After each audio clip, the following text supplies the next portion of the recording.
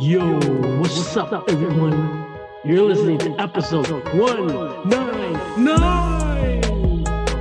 Root to Sky.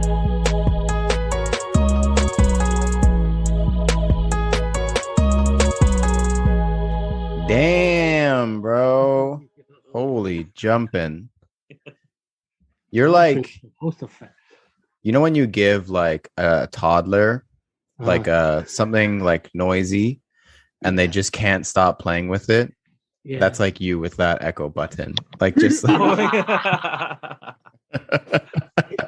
like parents are always like, please don't give me anything noisy because my kid is not going to stop. The noisier the better. Joel is like, yes, the noisier the better for my sound effects.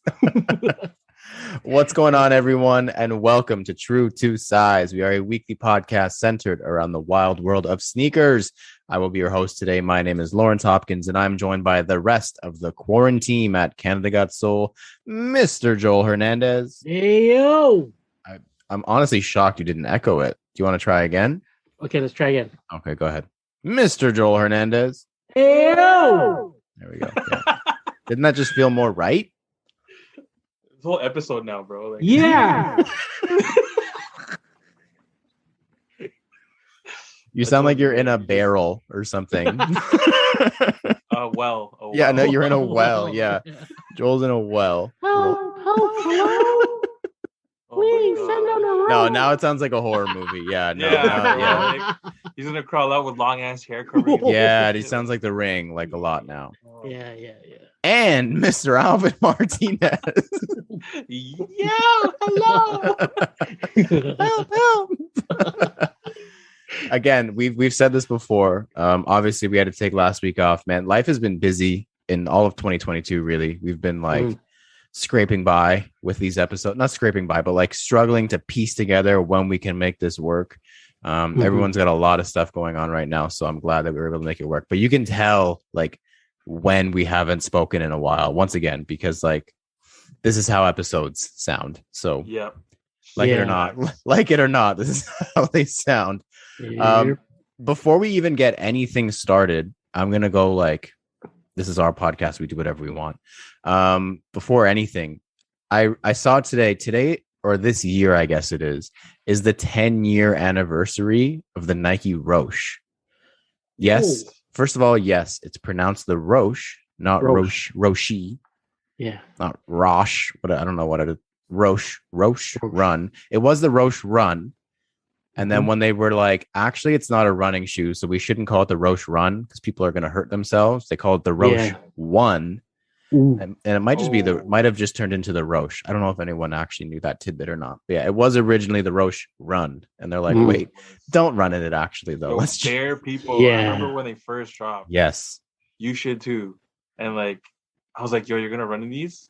And I knew there was no ankle support. And I would try to warn people. Nothing. So, I mean, as comfortable as that shoe was, that cushioning was great. However, that ankle support was non-existent. Nope. Any support, for running and the gym. I was like, all right, be careful, but just know that I told you this was not a running shoe. Yep. Yeah. Y'all be safe. So yeah, anyways, all that aside, great shoe, iconic shoe, obviously, you know, had its time. Daniel Rash, the guy who designed it, who was it, like Tinker's cousin or something, brother-in-law, something like that. I think that's how the story goes. Wrote this whole big spiel on Instagram. You should go read it. It's very interesting about the whole like rise and fall, and like it was one of those like straight to the top and then straight to the bottom kind of thing, similar to like an NMD or even an Ultra Boost to an extent. Took a similar flight path, if you will. What goes up must come down. But again, all that aside, I want to know, what was your favorite colorway of the Nike Roshe? Because for a time, that's all people were wearing that like to SneakerCon. Like that was the pair to wear to SneakerCon was a Nike Roshe. Like there was a time where that was reality. So we know that there's some heat in our minds when it comes to the Nike Roshe. It's now turned into like a meme of sorts, obviously, and the butt of many jokes. But again, it had its time. So I think we all had at least a couple pairs. Yeah, bro, really. That's saying it lately. Do you guys remember your first pair? Because I remember my first pair and I was pumped to get it. My first pair was, this is a big throwback, Friend of the show, previous guest, Sniper Phil. He had me for Secret Santa one year at Foot Locker, and he got me a pair of the Stadium Greens from like the Nike employee store for like I think he paid like $60, and I like lost my mind. I was like, bro, like this is the best present I've ever got. Jeez. And now if I got a Roshe, I'd be like, oh, thanks. Do you guys remember your first pair? Because they were hard to get when they first came out. I think mine was black. Just the black and white, or the black and sail. Sail, yeah. Black and sail ones. And then after that, I think I found the red ones. The red and white, or red and sail, or whatever. Yeah. Yeah, the red and sail, and then I found like the olive green ones. Yep. Oh, iguanas. Iguanas, yeah. Those are crazy, bro. I think. Yeah. To answer your question, Lawrence, I think the iguanas were my favorite. That's where you're going with. That's a good pair, man. That's still, honestly, that's a good pair. Yeah. To this day. And then probably the Calypsos after that. Yeah. That was like the turquoise? Yeah. Yeah. And then I found like a gray and yellow pair, like gray upper with yellow outsole. Yes. I think those were the only ones I had. I know Kuya Joel had a bunch too. Damn. Yeah, man. Yeah, my first pair was the sails as well. Black sail. I think we ran into them we got them at Today's Sportswear had them. They had like a whole slew of them. Yeah, bro. Yeah, and everybody was just copying them left and right, like freaking popcorn chicken, bro. Because they were like $70, right? And you can't go wrong for $70. Yes, too, bro. And they had like a lot of colors there too. They had like the red ones there. They had what other color? I think they had the iguanas there too, as well. But my favorite one though, because that's how I met Sean Go. Because he was part of like the whole Team Roshe, and I guess and I guess he was like, like the I don't know, I guess the Toronto chapter guy and Nike Talk or whatever. But anyways, I would scoop off of him, like I would cop off of him, and that's how I cop the Calypsos off of him, and I cop I think the red and whites off of him, and I also cop my favorite one was the Knicks colorway. Oh yeah, blue with the orange. Yes, that was my favorite one, and I copped that one off him. But yeah, man, that's how me and him met. Like when I was like out in the Etobicoke and stuff like that, I would meet up with him at Sherway, and he was like, I guess his girl at that time was working out of Sherway too, and we would meet like late at night. It was one of those late night things. Ooh. OnlyFans before OnlyFans. Yeah, very promiscuous. In the parking lot of a mall, bro. Yo, mall. Damn. But yeah, man. Well, I'm honestly looking back on all this fondly now, because that was a time, bro. The Roshe era was crazy. Yeah. And it was crazy too. And I believe that Sean was the one who brought this up when we had him on to speak about Roshe like years ago. Whenever years ago. And he was like, they were so hard to get because none of them had release dates at the beginning, at least. Like it was just one of those shoes. It was like a free run. It would just show up and they would put it on the wall. So it was so hard to like actually get. You kind of had to know somebody or just be at the mall. They obviously started getting wise to the fact that people cared about the shoe, and they started putting release dates on like newer colorways and hyper colorways. But at the beginning, it was like you just had to get lucky as hell. My favorite, I did have like a good handful. I think you guys had more than I did. I think my favorite was the FB pair, the football pair, where it had the swoosh on the toe box. It was like based on like the soccer cleat. And it was like the quote unquote Yeezy solar red colorway. Yeah. So it had like the light mint midsole, outsole, and then like a pink, like textured, like pattern swoosh on the toe box, black upper. Crazy shoe. I definitely paid like $200 for that shoe. I paid $200 for like a rope, like insane. That's like crazy, man. Wild. Like that's a shoe that Livestock, like if the hype remained the same, that's a shoe that Livestock would like raffle. Like that's how like crazy Roshes were back then. Yeah, if raffling. Was literally tag 3 friends to get this Roshe run. Like that's how it would be. I do want to call back one thing before we move on, because I almost let it slide. But Joel said that people were grabbing them like popcorn chicken. And I don't think that that's a saying, Joel. I really I don't know. Like would have to listen back to get the exact wording he said. And I think it was grabbing a popcorn chicken. He's like, they were going fast, like popcorn chicken. And I'm sitting here like, what? It was a toss-up of popcorn chicken or chicken nuggets. So either or. Why? Neither of those are saying. I just made it into a saying. Sure. Going fast like popcorn chicken. That's it, yo. Sure. Episode 199, going fast like popcorn chicken. Like, did you have popcorn chicken for dinner? Like, where did No, not at all, man. Oh, okay. I had a Sinigang gang. Ooh, Gang. The only gang that I'll ever be a part of. All right. Yeah. It's the Cine gang. Anyways, we're back. We've got a fun little episode for you guys this week. We're kicking it off with a fire round question about jumping through hoops for sneakers. And even just based on the stories we just told about Roshe's, I know we have a ton of stories about jumping through hoops for sneakers. We got news just over a week ago that the year-long saga between Vanessa Bryant and Nike has finally come to a conclusion. And I think I speak for all of us when I can say we're all very happy with the result. Thank goodness. Finally, we're going to take a dive a little bit into indie sneaker brands, independent sneaker brands. Where did we stand on them? Why don't they come up too often? And when are we making a Canada Got Soul brand? I mean, never mind. That's not going to happen. JK. But first, Joel. Fire round. There we go. There it is. Yes, the fire round. We like to start every show with a quick hitting question from you, our listeners. And this week's question comes from Captivated Soul over on IG. Okay. And his question is, he says, I've got a question for you guys. He says one shoe, but I know that there's going to be a slew of stories. What is a shoe that you jumped through hoops for? The one that you did, or one of the ones you did the absolute most for?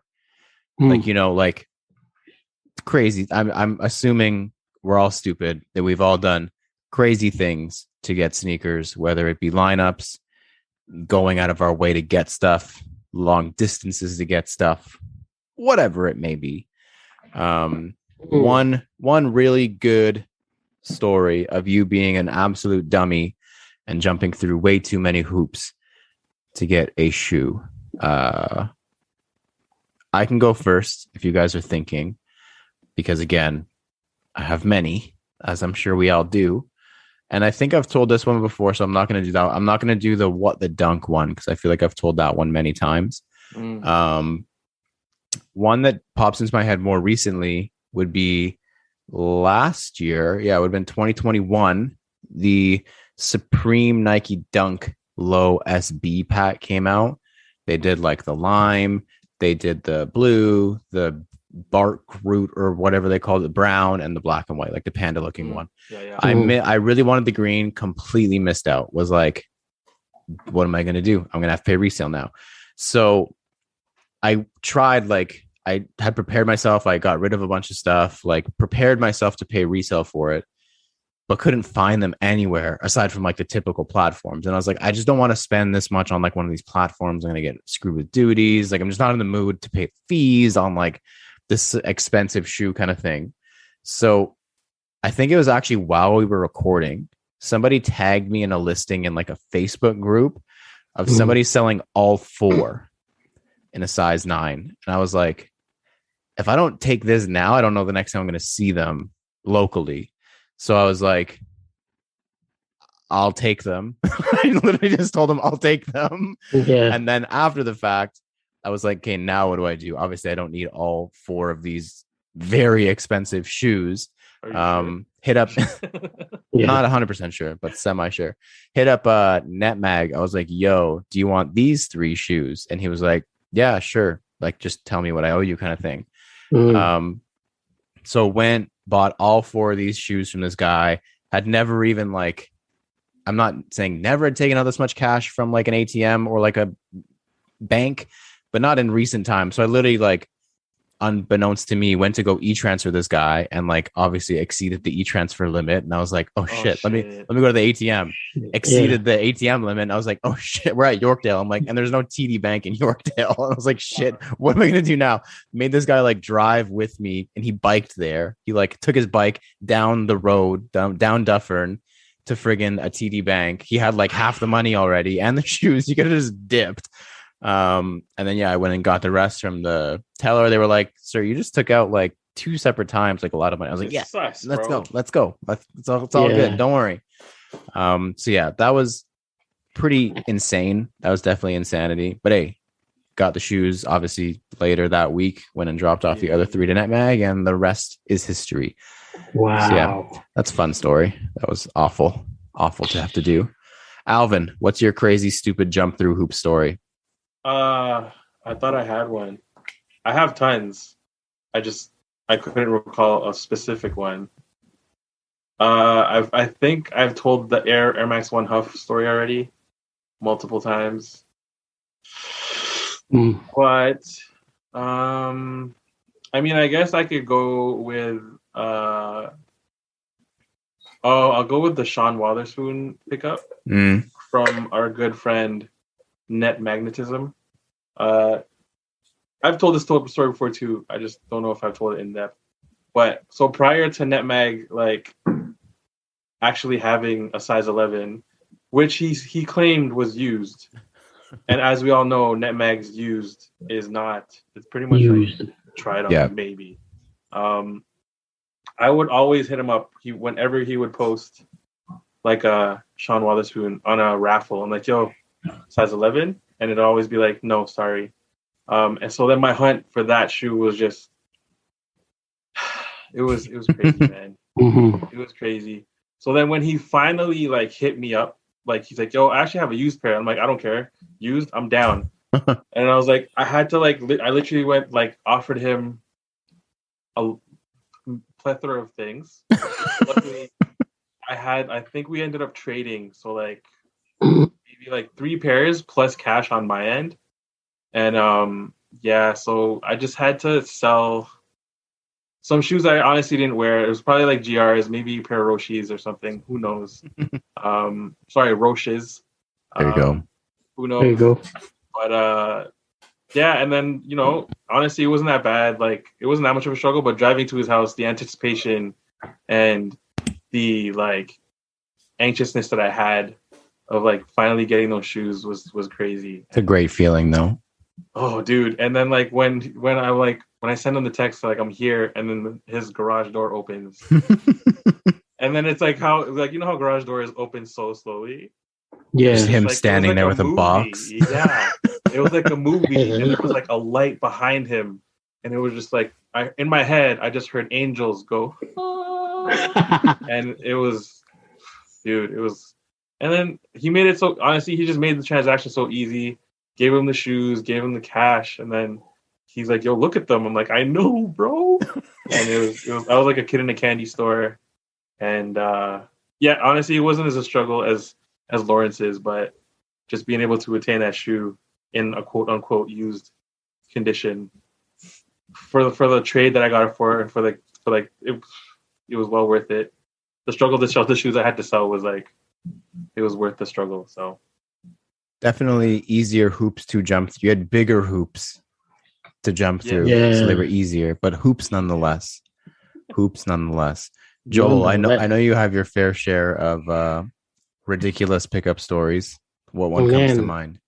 Okay, so the one, like, I didn't really have to jump through hoops. It was more or less like taking advantage of the hoops. You know what I mean? So the one story like that I have actually 2 stories. I have one of achieving the shoe and one of getting rid of a shoe. So the one that I was getting the shoe is we got hit up by one of our homies Peter. He hit us up and he's like, or he hit me up and he's like, "Yo, I noticed that you got a pair of red metallic Foamposite ones." And I was like, "Yeah, man, like they're still dead stock. I haven't worn them. I just haven't had the chance to wear them." And I think he's like, "Yo, I got a pair of Animal Pack Air Max 1s. I can't find an outfit to match them. You want to do a straight trade?" And I was like, bet, let's go. So then It was one of those, where you at? Let's do it right now. Coming over right now. I'll drive to wherever you're at. Mind, bro. Yeah, man. He's like, yo, I get off of work at a certain time. So I met him at Brownlee City Center. And we Shout did outs. shout out BCC. But yeah, we swapped it left and right. Got my hands.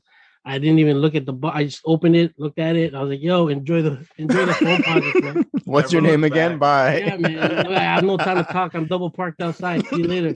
So it's one of those like peace out, So I got him. I got the Atmos Animal Pack Air Max 1 Damn. straight trade for red foam posit one. Joel got there faster than popcorn chicken. Dang. Yo, popcorn chicken. Shout out. But yeah, so then that was my achieving. Now getting rid of the pair. I have another story. I have a story here. Is I had recently acquired, well, not recently, but I had acquired I don't know if you remember the Air Force One Supreme highs, but in the white colorway. Mm-hmm. And it had like world famous on the strap and whatever. Oh yeah. Or on the heel of the shoe. Mm-hmm. So I had those, and I had worn them like maybe once or whatever. And then I decided, to sell them, for whatever. So I posted them up, and some kid hit me up, and he was like, yo, let's meet up. I really want them. And I'm like, okay, well, this is how much I'm going to charge for them. And he's like, yeah, no problem. I want them. I'm like, oh, okay. So then he was like, but can you meet at Yorkdale instead? And I'm West End, like I'm Saga, yo. Yeah. So he was like, can you meet at Yorkdale? I'm like, well, if I go down to Yorkdale, I'm gonna have to charge you like some petrol fees, that's gas, you know what I mean? Petrol fees. Like, okay, so I'm gonna charge. Don't worry. So I'm like, okay. So we met. I feel bad because this kid he didn't speak a lick of English. His English was like bad, but anyway, so we met at the food court, and so I met him. I said, "Oh, hey, what's up?" And he's like, "Yo, hey, what's up?" And then I gave him the shoes. He took a look at them, whatever, handed me the cash. I'm like, "Okay, dope." And then I was there with Mary at the time, and then Mary was just got off of work, and she was like, "Yo, I'm hungry," I'm like, yo, I just sold a pair of shoes. Let's eat. I got some food. We eating good. We eating. Yo, popcorn chicken, bro. Yeah, let's go. The meal, bro. Up into 3 get fries with it. Yeah. Yo, large drink. So anyways. No ice. So what he did, though, he's like, oh, you guys are eating? And I'm like, yeah, we're going to eat. And then he's like, okay, I'm going to eat too. I'm like, okay, sure. I guess he got hungry too. I don't know. But anyways, yeah, it was weird. So then I sat down, and then he's like looking around. He's like, doesn't know what to eat. And then he was like, yo, there's like so much stuff here to eat. Why don't you just go get something to eat? I'm just trying to give him the go push away. Go away, So he's like, you know what? I'm gonna get some KFC too. Can you watch my shoes? I'm like, okay. So he gave me the shoes back that I sold to him with the cash that he gave me for the shoes. I sat down there like a dummy looking. I wanted to bounce so fast, but Mary was like in line getting chicken. So I'm like, man. So I have the shoes with me and I have the cash with me. And I'm like, should I? Joel's hoodman almost came out. It almost came out. The Lakeshore and Joel almost came out. No, like Yorkdale, it was like, it was like just so vibing close with me, like do it. And I couldn't do it. Dang. Yo, that's, bro. Can you understand? I don't understand that. You gave me X amount of dollars for the shoes, but yet you want me to watch your shoes that you just bought off of me while you go line up for chicken. I'm like, man, I told him when he came back, I told him yo, don't do that next time because, you're gone. You're gone. You're going to, the guy's gone with your shoes, bro. And he's gone with your money. You know what I mean? He's like, oh yeah. I'm like, you have a trusting face, bro.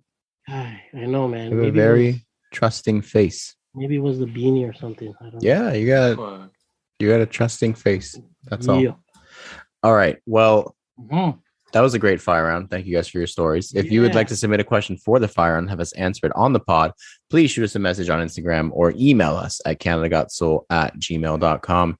Next up is the CGS picks. Each week, we all pick an upcoming sneaker to analyze, dissect, and give our thoughts on. Then we decide if it's poop, scoop, whoop-de-whoop, or Alvin's trademark phrase. Super cute. No, I don't know what accent that was, but me neither. Cool. All right, I'm gonna go first because Alvin does not deserve it, and Joel is gonna try and steal it from me anyways. So I'm just gonna gonna echo the whole thing. Watch. Yeah, right. Jump in. Don't. He doesn't need any reason. He doesn't need a reason. All right, my pick this week. Let's get off the echo for a second. It's a golf shoe. So if you didn't know, if you were living under a rock or you don't like golf, either or, this week, actually starting today on Thursday, is the Masters tournament. The first major of the year happens every April, the first full week in April. Very exciting, revered as, the top golf tournament. Obviously, it's called the Masters for a reason. And obviously, they also do a bunch of footwear. So there's a Jordan pair, but this Adidas pair really caught my eye because it's really cool. And it's kind of sentimental now that I think about it too. So it's not done on the best silhouette. It's done on the Tour 360-22, which is a very like techie, traditional looking golf shoe.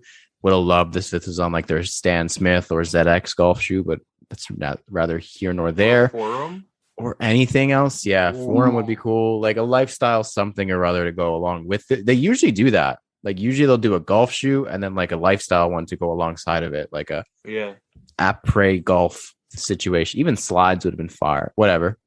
So it's a Tour 360-22 in collaboration with Waffle House, the breakfast restaurant in Georgia. So it actually started in Georgia, which is why the collaboration is so cool, because that's where the Masters are held every year in Augusta, Georgia. Yes, that's the connection there. So it's a really cool callback. Obviously, like the history between the two, Waffle House and Augusta National Golf Course for the Masters is there. The branding on the shoe is pretty prevalent, which makes them pretty cool. Like it's got Waffle House on the heel. The stripes are like syrup looking, and then the whole upper is almost like waffled in a sense. Like it's got like little squares all over it. And you got like a maple syrup looking outsole as well. So super, super cool. Subtle enough that like your typical non-funky golfer could still pull them off very easily. But obviously quirky enough that someone like me is talking about them. So they've already come out, if I'm not mistaken, because the first day of the Masters was today. So I feel like they're not going to sell out. So if you're interested, you can probably pick them up as we're speaking about this on Saturday. Super low key, but in the pictures, the box looks fire. It looks like the outside of a Waffle House. Like it literally looks like a restaurant, which is really, really cool. But yeah, we had Waffle House when we went to Atlanta for 12 hours or however long we were there for. And it was fire. I really liked Waffle House. It was good. That gravy. Chicken gravy. Oh my goodness. Oh my good dude. Waffle House is the business. I was a big fan of it when we had it. So yeah, this one spoke to me. If there was any sort of lifestyle thing to accompany this, I probably would have been in, because like it's just so fun. It's very fun. Collaboration. Love the callback to Georgia stuff. So yeah, very, very cool. I'm gonna call these a cute. Just a cute for me. Again, if it was on like a better golf silhouette, I might be interested, but as of now, no thank you. Alvin, what do you got for us? So I originally had chosen the Air Jordan 1 High denim. Are you pulling a switcheroo on us? Yeah, because it's our podcast and we do whatever the fuck we want. Got that right. Bro. However, I totally, as I was scrolling deeper and deeper into the abyss of sneaker news, I passed the Adidas X Bait X Attack on Titan Ultra Boost, and what got me was the upper and how they got the stitching and how it looks like. Because essentially, if you don't know what Attack on Titan is, the main, I guess, villain or whatever is this huge giant that's essentially inside out, and you could just see, like, has no skin pretty much and just has muscles showing. Same, just muscles showing. Yeah. I mean, I can't say the same, but yeah. All you see is muscles and actual ligaments. You know what I mean? So, and I like how on the toe box they kind of did that, man, with the stitching. Like it's very subtle, because it's not that much of a like contrast, but when you look at the details, it's pretty dope. And how they did the midsole too was pretty crazy. And I feel like, you know what, for like a performance X, I guess this is sort of lifestyle too because it's the Ultra Boost. They did. I personally like how they did these. Color. I find that the colorway is perfect. Represents like the Titan very well. I'm not trying to act like I'm obsessed with the show either. I saw the first season. I liked it. I definitely gotta watch the rest of it. But yeah, yo, like these are dope. I'm a fan. I don't know if I'm gonna purchase them though, just because I'm on a budget. But I'm gonna say these are super cute, and it does come with a tote bag too, nice. which is cool. Like we love those details. We love those extra accessories, and yeah, yo, Bait did their thing on these. Bait always does their thing on these. Yeah, I was gonna say. Yeah, Bait's really good, especially with these like comic booky like pop culture sneak. Really good. That's their thing. Yeah, I like the colors. It's like burgundy, like like your eyes just draw attention to it like right away. Still like super wearable. Like they're funky, but like wearable too. Like wearable funk, if you will. Ooh, no, I'm saying. Wow, two Adidas in a row. Joel, keep it going. Let's go. What I got is KD. Oh, he signed to Adidas, yo. Let's go. Yeah, but yeah, my pick is the KD 15 in the light lemon twist colorway. Yeah, just like the KD 14, the 15 is more of like a, because it went low. He went with a low cut kind of thing. It sort of gives that leisure sportswear vibe to it too. Like you could rock it with shorts and whatever as well. He got rid of that big lockdown strap that's on the 14. And just like with the 15, he went lower. Like I said, the 14 was more of like a mid high cut kind of shoe, but everything else is still pretty much the same. With the full length zoom strobile is still there. The double stacked zones probably like in the forefoot and on the heel, just for that extra bounce. It's still all there with the 15.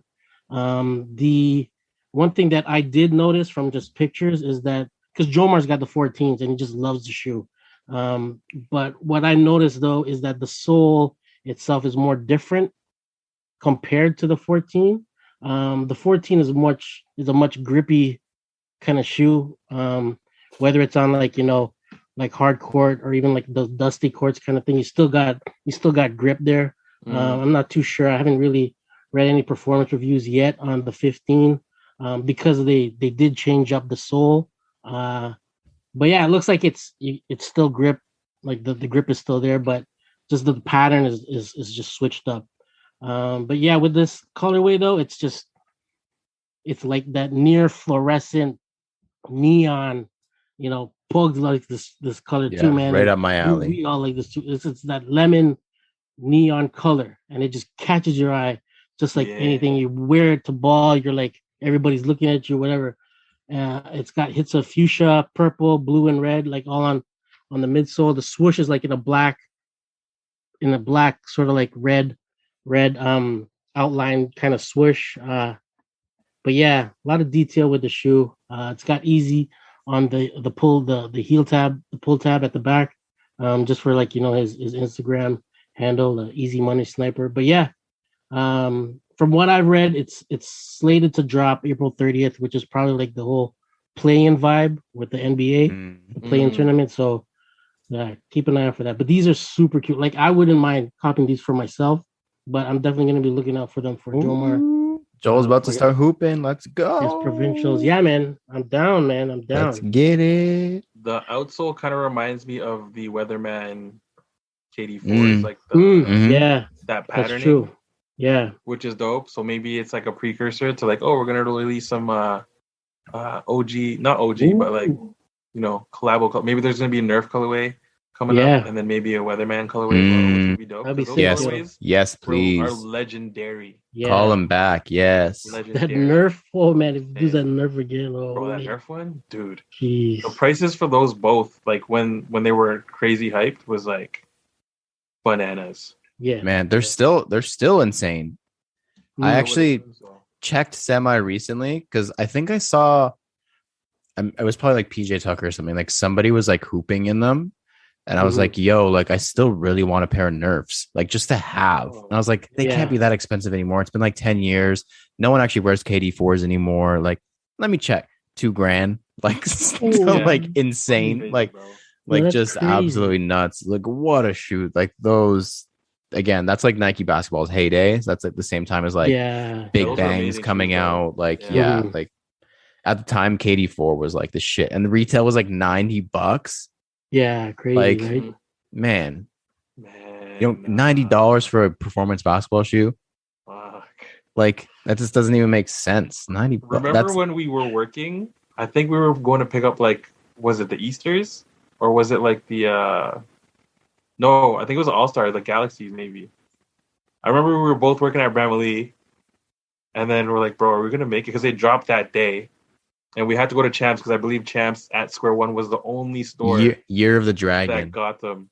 Yes, the turquoise one. Oh, it was blue with orange. Yeah. Oh, and then the outsole was like translucent, but still matched everything. And it had like an iridescent finish to it too. Oh, bro. But yeah, I remember that was like a little bit of, not a struggle, but it was a worry for the both of us because we both wanted that pair and we both worked till like 5. Yeah. And I remember hopping on the 410 straight to the 403, getting off at like Huron, Ontario, and like we killed it, bro. We made it, and then they had so much pairs like that pair. We got discount. And we got discount on a $90 basketball shoe. Like, that's crazy, bro. Laughing. This is the same time when Roshes actually were around too. Actually might have even been before Roshes. So yeah, $60 for a Roche, $90, man. Those were crazy, bro. Simpler times. Simpler times. Now retail on a pair of Jordans is $295. What's going on? What is happening? Yeah, what's like? No I can't afford it.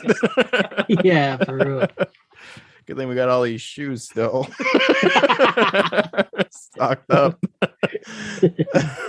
Next up, This Week in Kicks. This is the part of the show where we discuss the current headlines and happenings in the world of sneakers. And the only news that's probably going to matter for the rest of the year. Kobe's are coming back.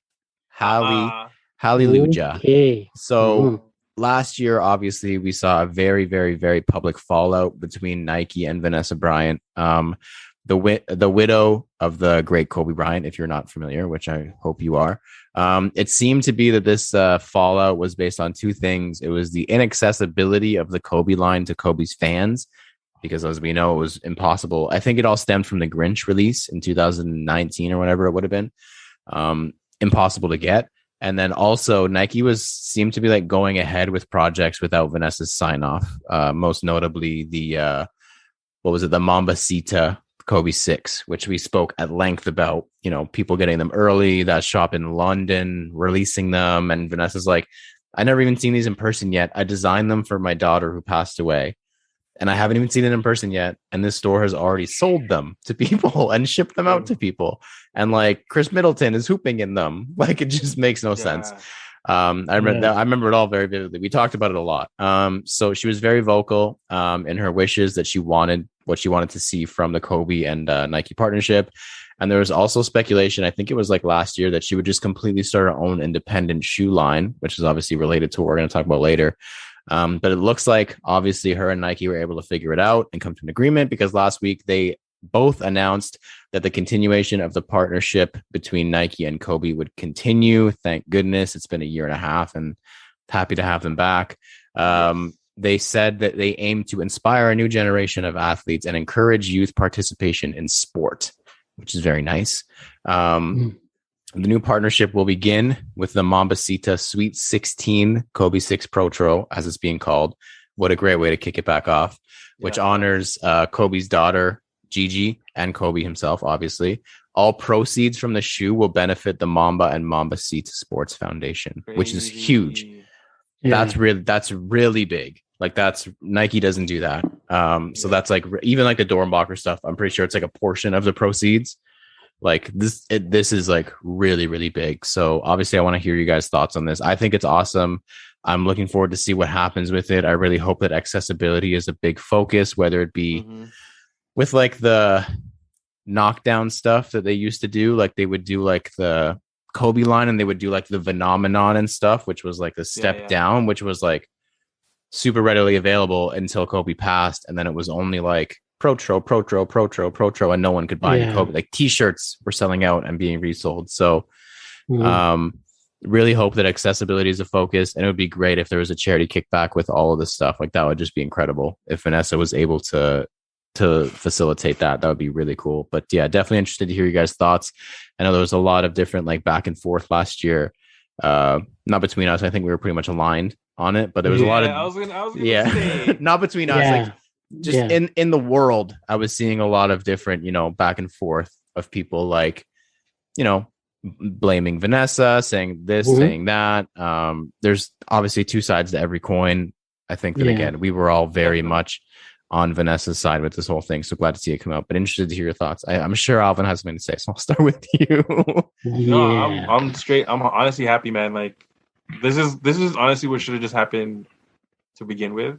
To avoid all that unnecessary like BS, especially like pretty much soon after Kobe passed. Passed. You know what I mean? Like about a year. It was so unnecessary. Yeah.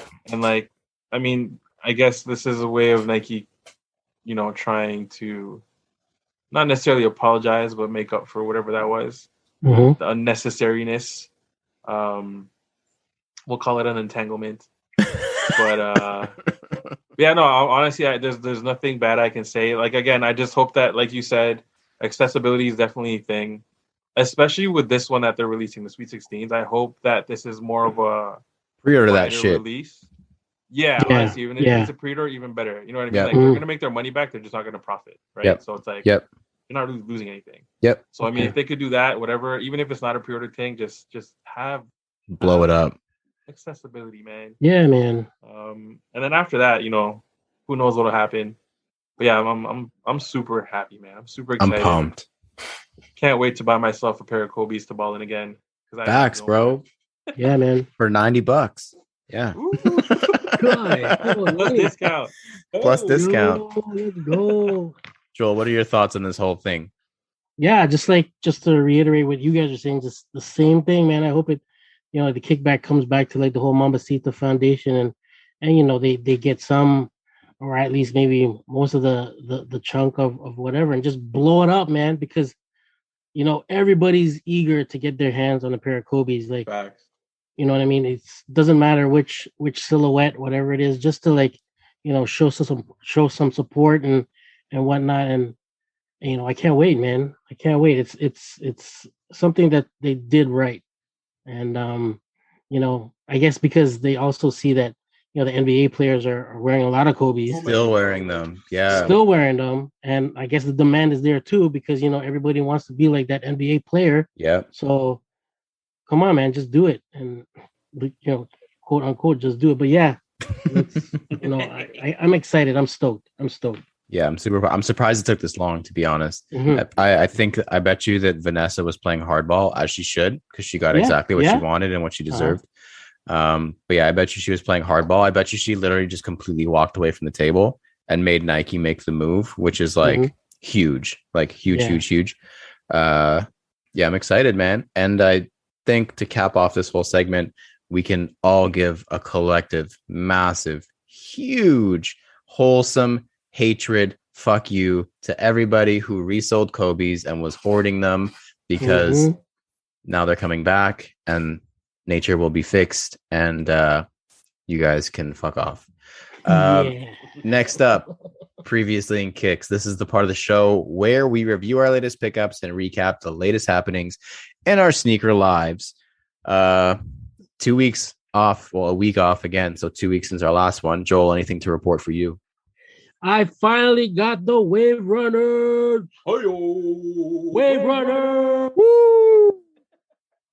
Yeah, man. Finally hit unconfirmed. I don't even know when they came in, but we weren't we weren't recording this. Yeah. But yeah, I was so stoked. I could have gone a half size up, but I'm content with what I got right now. I've heard the sizing on this one is a little bit smaller, is what I've heard. Is it? Yeah, that's what I've heard. Slopes down towards the toe, and I think that's where it just gets. I'm all right, but it's just I could go like half size just a little bit, but they're like they're heavily padded too on the inside, so as you wear them in, like it really like that's what I've heard. Yeah, stretches out, so you're fine. Mm-hmm. Yeah. Okay, but yeah, what a year for Joel! Wow. Woo! Yeah, lots of things checked off of Joel's list. Good for you. Congratulations. Thanks, man. Thanks. Alvin, anything for you? I've been a good boy, man. Dang. 2 weeks, staying strong, no purchases. I'm not gonna try to lie and be like, yo, I didn't try to purchase no concepts, nothing like that. I caught a bunch of L's if that's what you guys want to hear. However, I'm still on a good, I haven't spent any money on sneakers yet. That's good. In the past 2 weeks, anyway. Yeah, the past 2 weeks. Yeah. In the next 2 weeks. But I've been good, man. Everyone out here patting you on the back for 2 weeks of not buying sneakers. Yeah, good job, man. Look at you. Sneakerhead, bro. It is. That's a long time. Dope ass releases coming out, like March was, and especially when like you get bare notifications on your phone, like ding, oh, the Air Max 1 Concepts is coming out at this store. Yeah. Oh, another store. Yeah. Oh god, yeah. March was messed up. So speaking of Air Max 1 Concepts, I was able to get a pair of the Far Out, the one in the big special box with the extra bandana, coaster, all the random other stuff that it came with. Really cool shoe. Nice. Very happy with it. Mm-hmm. Very good. Shout out to Concepts because they just absolutely like home run, like popcorn chicken out of the park. Yeah. Crazy. Like insane. So yeah, shout out to them. And so this one was an accident. The next one, it was. You gave it to me. Oh. So I was in Philly, for work, like the week that we missed. So last week, that's part of why we missed it. I was in Philly for work, and I went to Atmos. First of all, Atmos is a beautiful store. I had never been. I didn't have a chance to go last time I was in Philly. Beautiful store, great staff. Just like really a lot of the stores in Philly. We also went to Lapstone and Hammer. A lot of the stores in Philly, because the city itself is so old, are like kind of a mix between really, really old architecture and like interiors and like modern stuff. So they've like updated parts of it. So Atmos is like the front half of the store is like brand new, and the back half looks like it's from like the Victorian era. It's like super like dark wood and like beveling, and it's really, really cool. Anyways, so we get there and we walk in, and I'm just not expecting to spend any money at all. And I was unplanned, just wanted to see it because it's one of those stores that like, bro, Atmos, like that's like one of the stores when you're coming up in sneakers, like that's a cool store. Atmos Air Max 1s, bro, like come on. Walk in, and there's a completely full rack of the Cause the North Face collection, just out of nowhere. Where did this come from? Sitting there. Why is this here? Like this sold out a month ago everywhere else. He's like, yeah, bro, we just got in like the whole collection last week, like super late. Blah, blah, blah. I was like, no one wants it. Oh my. I was like stressed out, sweating. So literal like meat sweats from chili cheesesteak. How did I pick? How did you pick which one?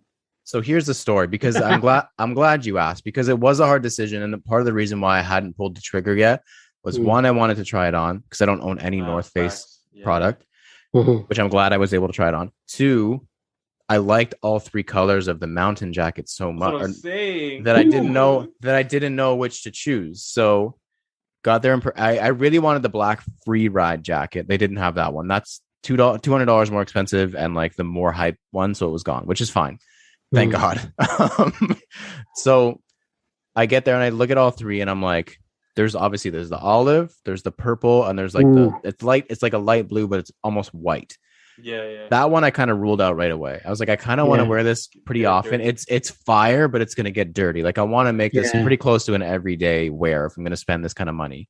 To backtrack, I hadn't bought a new winter jacket in like at least 5 to 6 years. So I was like justifying the investment as like, Facts. they last a long time. Like it's not like this is 10 years. like especially North Face, like this is gonna last me pretty much forever. So I was like, okay, it's fine. I'm replacing an old winter jacket. It's okay. White one was ruled out, or light blue or whatever. And then it came down to the purple and the olive. And I was like, what do I do here? I didn't know what to do. So both. no, man. And this is after I had to force myself, like literally pry my own hands off of the fleece, because the fleece is really nice. And like, I didn't think I was going to like it that much. And like, I didn't just buy a house. The purple one. Purple. I didn't just buy a house. I would have bought the fleece too. But, so yeah, I was like, what do I do? And I was like, okay, just to justify it in some way so I could pick one. I was like, I already have a purple jacket. I have like a thrifted, like vintage, like Pendle. I think it's Woolrich, like winter jacket. And I was like, I don't need 2 purple winter coats or jackets. So I was like, I'll do the olive. And the olive is a little bit closer to like a wearable color that you can kind of wear all the time. Glad I tried it on, because the XL that I would normally get in like most pieces was massive, like huge. The arms were the arms were long on me. Like, which is saying a lot. Yeah, which is saying a lot. So I ended up getting a large, which was perfect. Very happy with that. So yeah, shout out to Atmos, and I hate you. Had to get rid of a couple things when I got home. Like literally walking out the store, like, okay, what am I getting rid of? Like I have to get rid of some stuff, obviously. So I had to move on from some things to make it work. But yeah, really happy with it. And of course it happened in like the end of March, early April, where like, hey, look, it's springtime. No one needs a winter jacket anymore. Yeah. It's nice though. It's not too lined. So it could be a good shell piece. Like if it's like 5 degrees, it works. It's a good like 5 degrees and lower, 5 to like -10, and I'm good with that jacket. Very good range with it. Anyways, enough about the North Face purchase. That I'm still like upset that it happened, but happy at the same time. You know those ones? It's one of those. Yeah. All right. Next up, thumbs up, thumbs down. In this part of the show, we give our opinion on various sneaker-related topics with zero context or discussion. All we're allowed to say is thumbs up or thumbs down, and not something that we typically do. I don't know if it's because it's a thumbs up, thumbs down thing, or if it's because we can't afford it. But my question is, thumbs up, thumbs down to doubling up. Joel. Oh man, I know. I can say down. Interesting. I'm also gonna go down. Ooh. Alvin.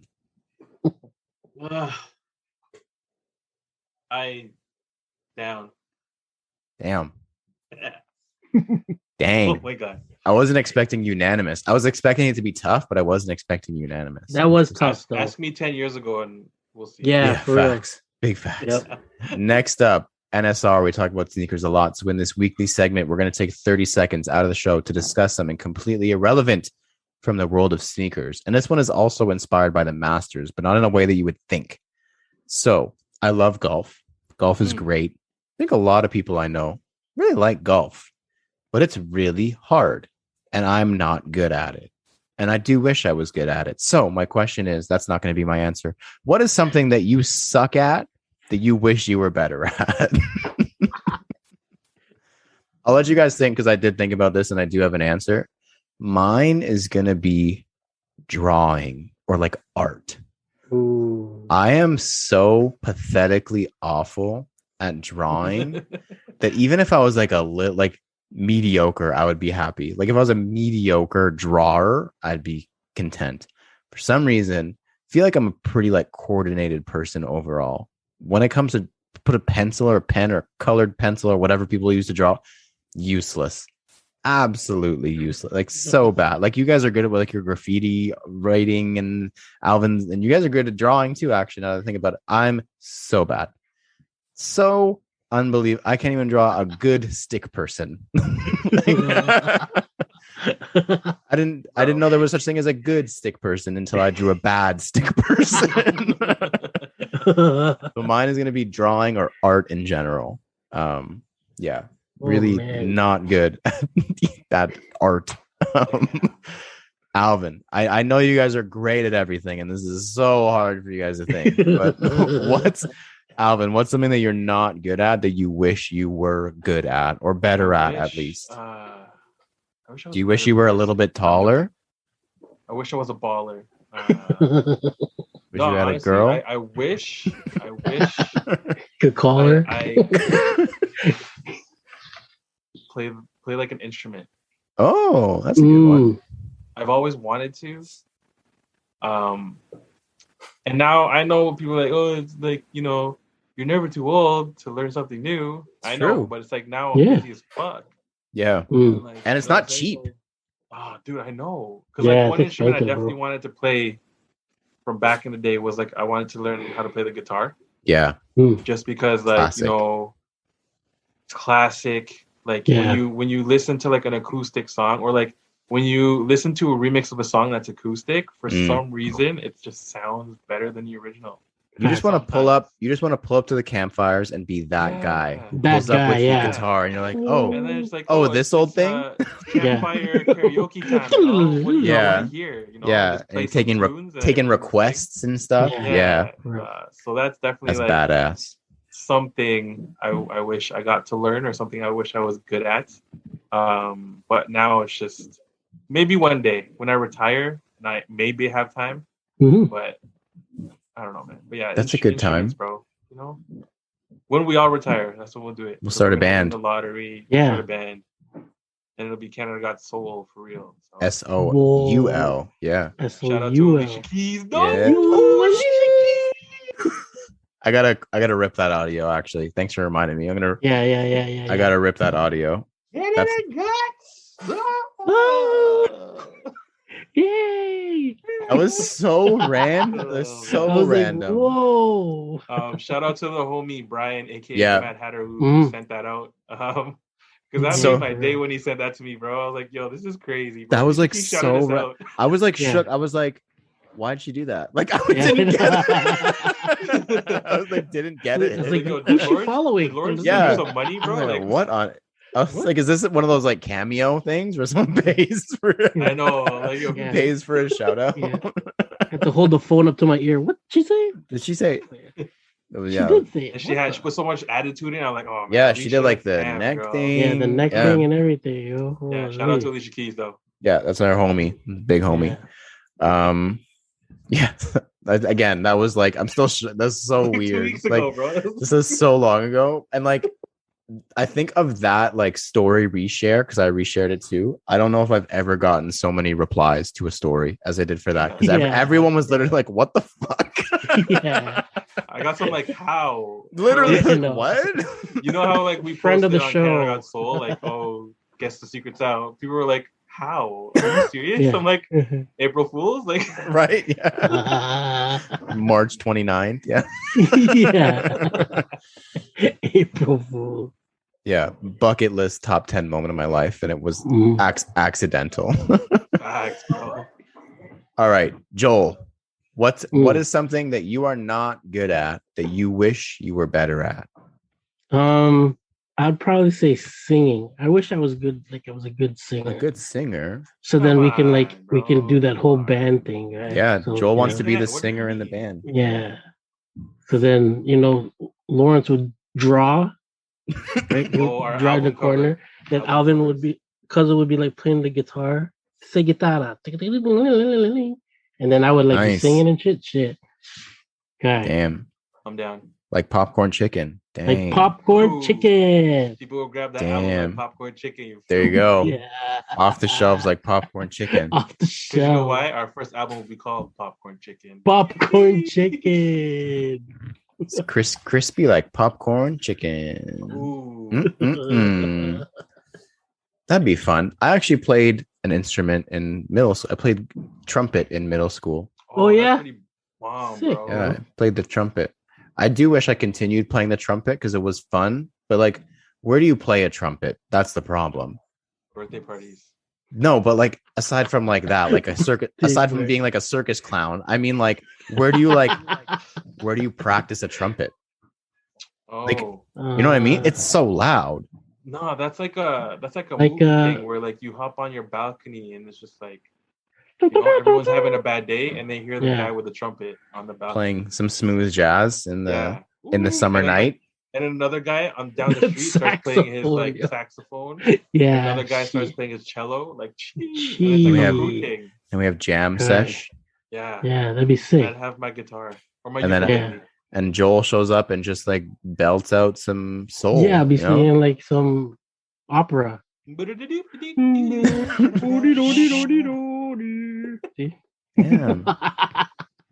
Opera. How are you going to get better than that? You want to get better than that? Yeah.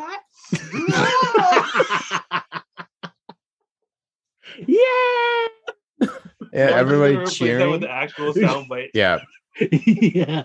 No, there's just going to be no intro or outro music this week. It's just going to be that. It has to be that. Sick, yo. It has to be that. Maybe the outro. Because if I did it at the beginning, people would be like, well, what the hell is this? But I'll do it at the end. So while you're listening to this, just wait till the end and then you will hear us or hear what we're talking about if you haven't heard it yet.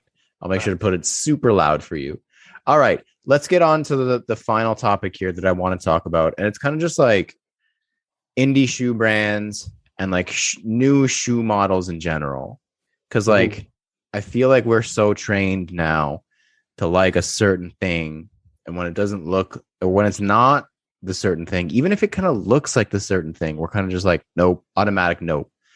And like, so a couple like things that came to mind right off the rip when I was like thinking about this was like one. So I sent you guys a picture, and if you're not familiar with it, you can Google it. But Converse and A Cold Wall, ACW, came up with like this brand new silhouette called I'm going to assume it's called Aeon Active CX, AEON Active CX, like incredibly like techie looking. Doesn't look like a Converse at all.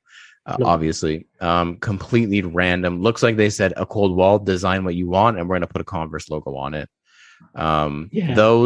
Which like threw me for a loop when I saw them. The potential for a Kobe independent line, which like the more I thought about it, I was like, would I actually like if that happened? We just did 2 Soul Savvy custom sneakers from the ground up. Like not based on any other sneaker, literally just designed from nothing. And also Mosh, the shoe customizer, has his like, I don't actually know what the shoe is called now, but he has his own like shoe line now. It's like the main thing, like one is like, what do you guys think of like these indie shoe brands, or like obviously like non-big 3 or 4 shoe brands in general? Because like the only one that I can think of that's actually like taken off, and I'm sure there's other ones that I just can't think of, is Collegium, the one that Sean Go reps like super heavily. I think they've been around for like 10 years and they're like made in Italy, but even them, they're like very closely resembling a Jordan 1. And they even use Jordan 1 colorways. So they've almost created like a dressed up Jordan 1. So I'll give them credit because it still is technically a unique thing, but it's not a unique colorway. So it's like, again, they're getting a lot of love because it's a bred dress shoe or a bred like club shoe or whatever. It's like, what do you guys just generally think of like an indie sneaker? Like, how do you guys feel about like indie sneaker brands in general? Because if you guys want to think about it, I'm like torn. And I think that like I'm conscious of the fact that I'm incredibly Nike Jordan biased. Yeah. Because I'm sure that any of the shoes that I listed, if there was a swoosh on the side, I'd be like, damn, that's hot. But because there isn't, I'm just like inherently like, I don't know. Yeah. But then when it's like the Soul Savvy shoe, because I work there and because I have like the tie to it and because I have like, I care, those I'm like, oh, I can see it. Like it's unique. Like, and then I'm like, in the back of my mind, I'm like, it's hard to design a shoe from the ground up. That's why nobody does it. Like, that's when the justifications start coming out and I'm trying to like figure it out in my mind. So I'm kind of like torn both ways. And I think a lot of it has to do with like, we're obviously so used to seeing this and we've created these connections to these brands that when a brand comes out of nowhere, it's hard to just like it because you like it, because you already have like such a long list of things that you do like. So I'm kind of torn. I don't really know how I feel. But Joel, what do you think? I don't think that any of us really are heavily into it. So I'm just curious to know what you guys think. I think because the media just feeds us with like the brands, like the top three brands of like I guess social status, if you want to call it, or like be like Mike, or like you know be like Dame, like you know what I mean, or like shoot the ball like Trey Young. Like it just feeds us that if we were to look at these indie brands, it would be like it just wouldn't like phase us, like no, I'm not gonna buy that kind of thing. It's not Adidas, it's not Nike, it's not Converse or whatever, right? But I think it's the more power to the brands that are going independent and doing it and building it, like you said, from the ground up. But the fear is that will it survive in in like so-called sneaker culture kind of thing? You know what I mean? You're gonna have your supporters, but will it branch off past the supporters to like, you know, the the public eye? You know what I mean? So that's why these independent brands that I've noticed just they don't last too long. Yeah. You know what I mean? And I don't know. I just saw, like, I was just scrolling through the phone earlier, and I saw that Soldier Boy has his own independent like shoe kind of thing, and it's like everybody just doing their own shoe, and I don't know. Like I said, like it won't catch like it'll catch like the supporters and stuff like that, and the fan base and whatnot, but going out, like, would you walk into a store and be like, yo, I want a pair of Soldier Boys or whatever, you know what I mean? Like being like in the sneaker culture, or Yeah. I don't know.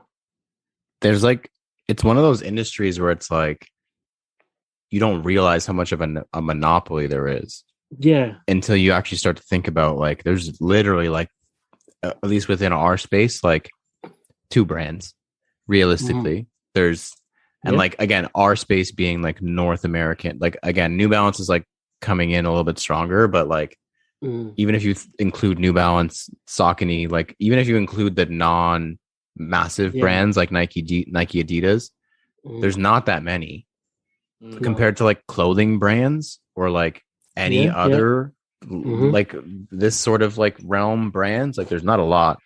So yeah, there's like a massive monopoly, and I think it's a combination of that and being like brainwashed. It's like when, and I'll ask Alvin in a second how he feels, because I think I know, but I want to hear it.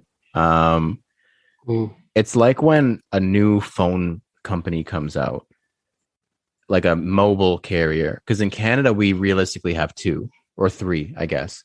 There's like Rogers, Bell, and TELUS, right? Those are the three. Yeah.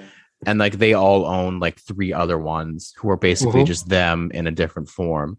Yeah. And then an independent one comes out, like Freedom or like Kudo or whoever else. I can't think of any other ones. And just like inherently you think like they probably suck. Like that's just like goes into your mind immediately, whether you know they do or they don't or whatever. And I'm sure they actually probably do, but like just in the back of your mind, they're like, oh, I don't trust that. Like, I don't know about that. Like, I'm just going to stick to what I know I'm comfortable with. And I think it has the same thing with like sneaker brands, right? Alvin, what do you kind of think about the whole independent sneaker brand stuff? I mean, it is what it is. Like, it doesn't really bother me that much. Like, honestly, for a brand like Collegium, I'm honestly a fan. It's just my only thing is the price, and I get it. Like, because you're a more of an independent company, you can't like source your items so that they're cheaper for you. Yeah. But on top of that too, you're also using premium items or premium materials, so that's why the price is that way. But like you said, we're kind of brainwashed where it's like, yo, if I'm gonna pay $250 for, a pair of Collegiums, that's Jordan. What's stopping me from, purchasing like the actual thing? Yeah. Like, and the reason I'm a fan of Collegiums is because they do have that classic look, but I feel like they're easier to rock at the office. Yep. Like if you needed that office look, you know what I mean? But I mean, I don't know, man. Like it's like you said, it's hard to build a shoe from the ground up. It's hard not to pull from other brands. It's hard not to pull from classic silhouettes, and it's just like, I mean, that's the game today, man. Like half these brands, kind of pull from a Nike silhouette, and we know which ones they are. Yep. So it is what it is. But I mean, I feel like there was a brand that I saw that I kind of liked it. I feel like it's called Dizzy Gotti or Dizzy Gothic or whatever. I think it's a European brand, but they made like their own runner, like classic runner. Mm-hmm. And it kind of looks like Karu. Again, it pulls from other brands. You know what I mean? Like, that's a problem. It's never gonna be like, I don't know if it's possible nowadays to have an original shoe design because which is part of the problem. Yeah, pulls from another shoe. Like those new Balenciagas that are dropping, they just look like Asics. Asics, yeah. Like a bulky midsole or whatever. You know what I'm saying? So I don't know. I got respect for people who want to try it, and I got mad respect for people who are still in the independent shoe game. But absolutely. You know what I mean? Like we can't really knock them for.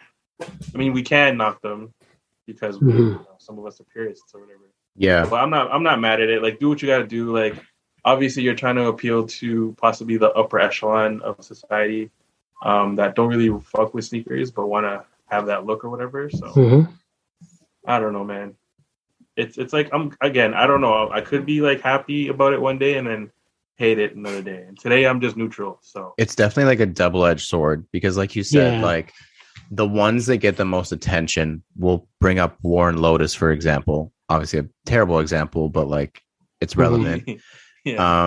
Like everyone shit on him because it was a dunk.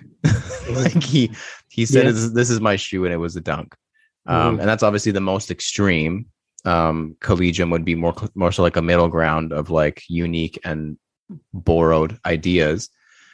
But like you have that, and everyone shits on it because it's like this is a dunk. But then when you have a brand that makes something completely unique and different, like a Soul Savvy custom shoe where it was supposed to be like built from the ground up, or even a Cold Wall Converse. When I first saw them, I was like, "What the fuck is that?" And I literally was like, "What is that?"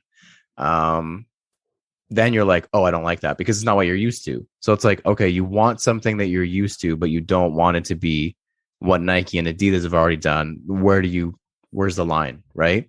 So that's why it's so difficult to like make something that works, because either way you're kind of fucked. Just based on, again, what Joel said, you've kind of been brainwashed for your whole life to be like, Air Force One is good. Like that, Jordan 1 is good. Superstar is good. And then, you're just kind of from the beginning, you're just like screwed. Yeah.